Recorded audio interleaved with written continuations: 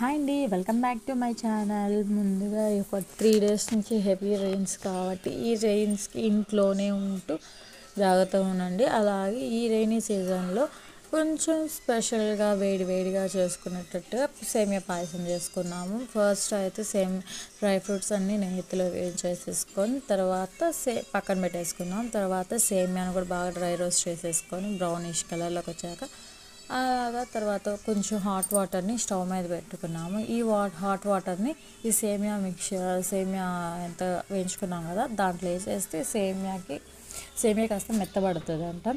అలాగే మేమైతే హాఫ్ బెల్లము హాఫ్ షుగర్ వేసుకుంటున్నాము టేస్ట్ కోసము, మరీ షుగర్ ఎక్కువ కాకుండా. అలాగే పాలు పక్క పొయ్యి మీద పాలు కాగబెట్టుకుంటున్నాం. బెల్లము షుగరు మనకి టేస్ట్ని బట్టి మరీ స్వీట్ వేసుకునే వాళ్ళైతే హెవీ షుగర్ వేసుకోండి. నాకు లైట్ మీడియంగా కావాలి కాబట్టి నేను కొంచెం వేసుకున్నాను. తర్వాత కాగిన పాలు కొంచెం మనకి ఎంత క్వాంటిటీ కావాలో అంత క్వాంటిటీ వేసుకొని పక్కన పెట్టుకోవాలి. ఇది అంతా ఒక 5 minutes అట్లాగా స్లో ఫ్లేమ్లో బాగా ఉడికేదాకా సేమియా అంతా ఉడికేదాకా మనము కలుపుకోకుండా అట్లాగే సిమ్లో పెట్టేసి కాసేపు వదిలేసేయాలి.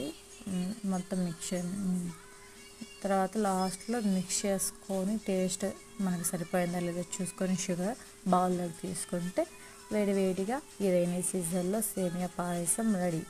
మీరు ట్రై చేయండి. Thank you for watching.